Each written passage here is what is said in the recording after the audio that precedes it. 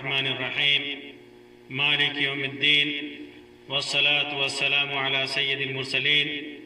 وعلى آله وصحبه أجمعين أما بعد. محترم سامعین و ناظرین، اللہ تبارک و تعالی نے جہاں اپنے بندوں کو نیک عمل کرنے کا حکم دیا ہے، وہیں دنیا میں نیکیوں کو پھیلانے کا بھی حکم دیا ہے. لوگوں کو حکم دیا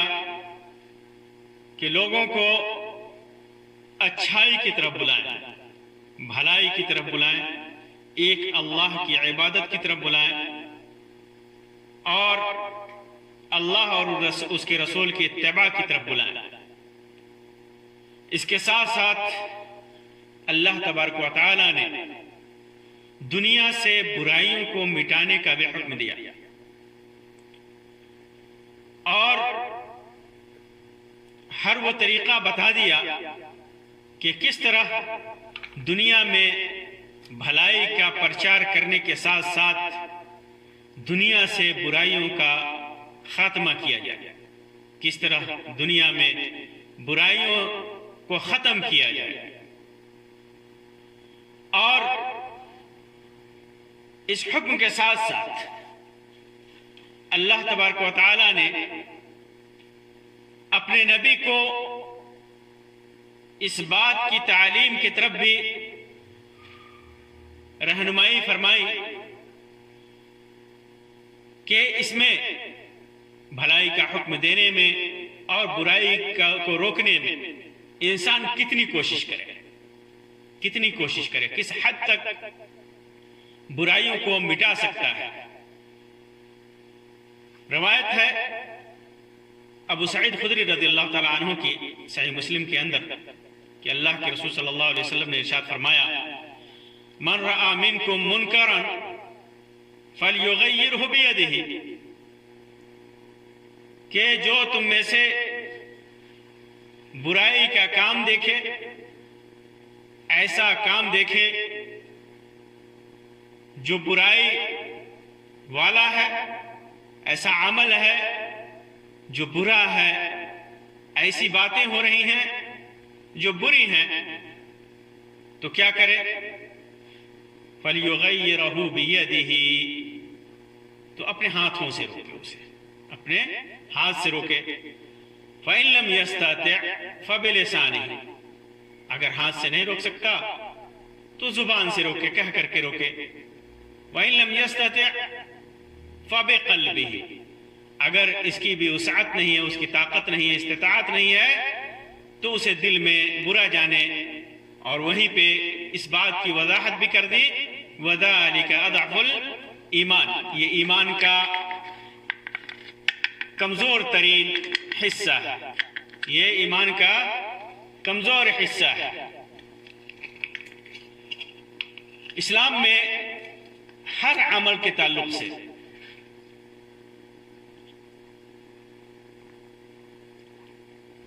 جو بھی عمل ہے اس کا تعلق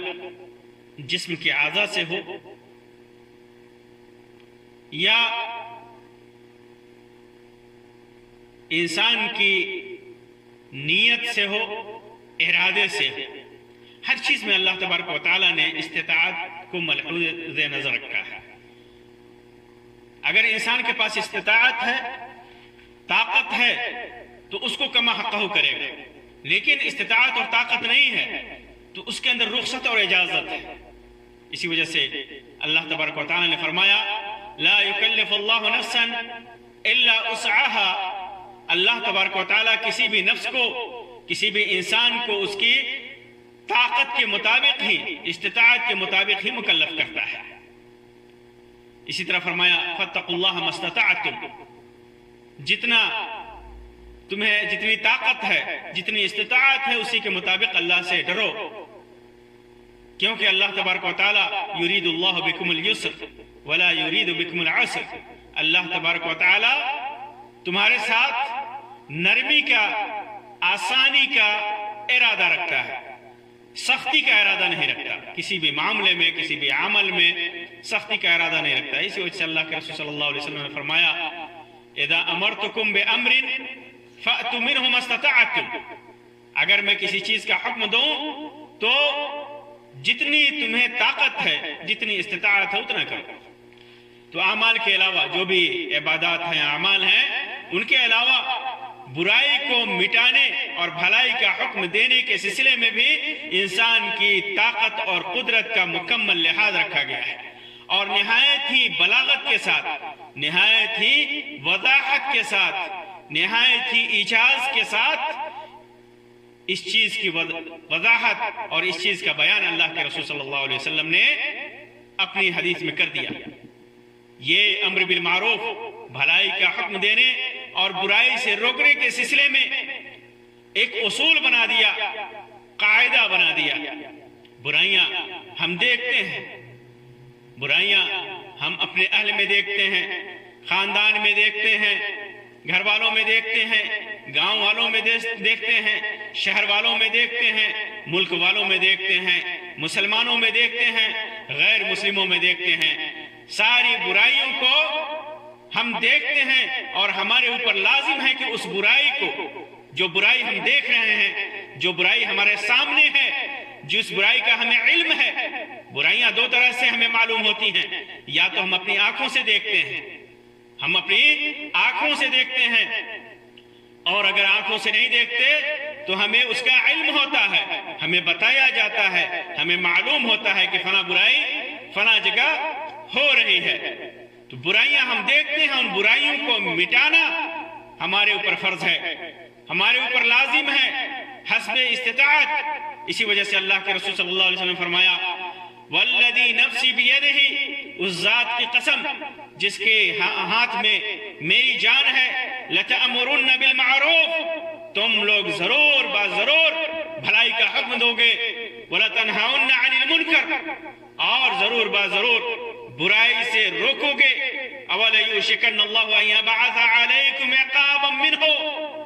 अगर ऐसा नहीं करोगे, बुराई को नहीं रोकोगे, भलाई का हुक्म नहीं दोगे, तो करीब है कि अल्लाह तबारक व तआला तुम्हारे ऊपर अपना अजाब नाजिल फरमाए, अपनी पकड़ नाजिल फरमाए। सुम्मा तदऊनहु, फिर ऐसी हालत में तुम उस अजाब से, उस पकड़ से अल्लाह तबारक व तआला से दुआ करोगे कि अल्लाह तबारक व तआला तुम्हें बचा ले। फला युस्तजाब लकुम, लेकिन तुम्हारी दुआ कबूल नहीं की जाएगी। ये रवायत सुनन तिरमिज़ी की है, जिसे इमाम अलबानी ने सही करार दिया है। हुज़ैफा इब्नुल यमान रज़ियल्लाहु तआला अन्हु से मरवी है। तो मालूम क्या हुआ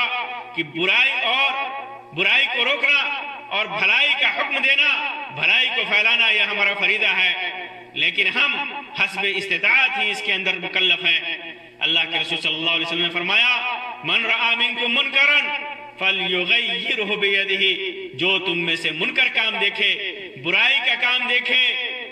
या उसे इल्म हो, आंखों से देख रहा है, सामने बुराई होते हुए देख रहा है, या उसे इल्म हो रहा है, उसे उसका इल्म हो रहा है, मालूम हो रहा है कि फला जगह उसे खबर दी जा रही है कि फला जगह बुराई हो रही है, फलयुगय्यिरहु बियदिही, तो उसे अपने हाथों से उसे रोकना चाहिए, उसके अपने हाथों से उस बुराई को खत्म करना चाहिए। उसे इस्तिताअत है, उसे ताकत है, तो उसे रोकना चाहिए। अगर हाकिम वक्त है, रियाया में बुराई देख रहा है, रइयत बुराई की तरफ जा रही है, रइयत गुनाह कर रही है, तो हुकूमत को इतनी इस्तिताअत है, इतनी ताकत है कि वो कानून के जरिए, अपने हाथ के जरिए, लाठी के जरिए, पुलिस के जरिए, फौज के जरिए उस बुराई को रोके। तो उस हुकूमत के ऊपर, उस इमाम के ऊपर, उस हाकिम के ऊपर, उस काजी के ऊपर जरूरी है कि उसे हाथों से रोके, कुव्वत से रोके, ताकत से रोके। इसी तरह इंसान अपने घर में अपने बाल बच्चों को बुराई करते हुए देख रहा है اور اس کے اندر استطاعت ہے، اپنی بیوی کے اندر برائی دیکھ رہا ہے، اپنے بچوں کے اندر دیکھ رہا ہے، اس کے اندر استطاعت ہے، طاقت ہے کہ اسے ہاتھوں سے روک سکے تو روک لے گا۔ خالد بن ولید رضی اللہ تعالیٰ عنہ کو اللہ کے رسول صلی اللہ علیہ وسلم نے فتح مکہ کے بعد مختلف قبیلوں میں جو بت تھے جن کی عبادت لوگ کیا کرتے تھے، لات ہے، عزا ہے، منات ہے، اور باقی جو بت تھے جو جادو پھیلاتے تھے، جادوگر تھے، ان سب کو ختم کرنے کے لیے اللہ کے رسول صلی اللہ علیہ وسلم نے خالد بن ولید اور دیگر صحابہ کرام کو بھیجا کہ جاؤ انہیں ختم کر دو، انہیں مٹا دو، انہیں زمین بوس کر دو۔ چنانچہ خالد بن ولید رضی اللہ تعالیٰ عنہ گئے اور صحابہ کرام گئے اور انہوں نے مختلف قبائل میں، قبیلہ دوس میں خاص طور سے جا کر کے انہوں نے بت کو ختم کر دیا، بت کو مٹا دیا، اسے تلواروں کے ذریعے سے توڑ ڈالا اور اسے جلا دیا۔ منکر کو، اس برائی کو جو غیر اللہ کی عبادت ہو رہی تھی، غیر اللہ کی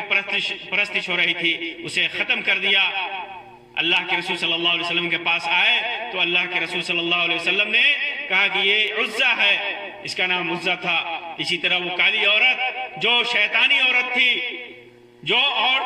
لوگوں کو عرب کی خبریں بتاتی تھی اور لوگ اس کو سنتے تھے، غیب کا دعویٰ کرتی تھی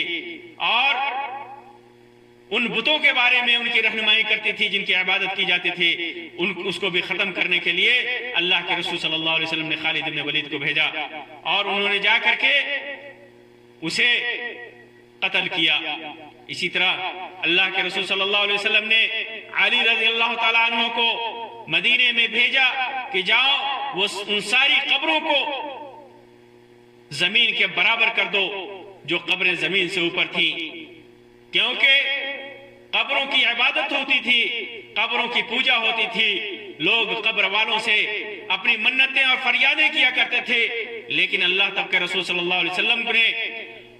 اس برائی کو، اس گناہ کو، اس عصم کو مٹانے کے لیے علی رضی اللہ تعالیٰ عنہ کو مکلف کیا کہ جا کر کے انہیں برابر کر دو۔ تو آج کے دور میں بھی اگر حکومت ہے، طاقت ہے، استطاعت ہے تو اسے اپنے ہاتھ سے انسان ختم کرے، برائیوں کو ختم کرے، برائیوں کو مٹائے، برائیوں کو مٹائے۔ اور اگر اس کی طاقت نہیں ہے، استطاعت نہیں ہے، فتنے کا ڈر ہے، قتل ہونے کا ڈر ہے اور معاملہ نہایت بھیانک ہو سکتا ہے، آدمی اس کام کو نہیں کر سکتا تو پھر اسے زبان سے نصیحت کر کے ختم کرے۔ کسی کے اندر شراب نوشی دیکھ رہا ہے، کسی کے اندر شرک دیکھ رہا ہے، کسی کے اندر بدعت دیکھ رہا ہے، کسی کے اندر معاصی اور خرافات دیکھ رہا ہے، اگر اسے ہاتھ سے مٹانے کی طاقت نہیں ہے، ہاتھ سے روکنے کی طاقت نہیں ہے تو پھر اسے زبان سے نصیحت کرے گا، اسے زبان سے نصیحت کرے گا اور نصیحت میں بھی نصیحت کے درجات کا بھی خیال رکھے گا، نصیحت کے درجات کا بھی خیال رکھے گا۔ وَجَادِلْهُمْ بِالَّتِي هِيَ أَحْسَنُ، اللہ تبارک و تعالی نے فرمایا کہ احسن طریقے سے اسے مجادلہ کرے گا، احسن طریقے سے اسے سمجھائے گا کہ بھائی تمہارے اندر یہ برائی ہے، یہ اس برائی کی سزا یہ ہے شریعت میں، اس برائی کا گناہ یہ ہے، معاشرے پر اس کا یہ اثر ہے۔ آدمی زبان سے اس کو کہہ کر کے نصیحت کر کے اس برائی کو روکے گا۔ اگر زبان سے بھی فتنے کا سبب ہے،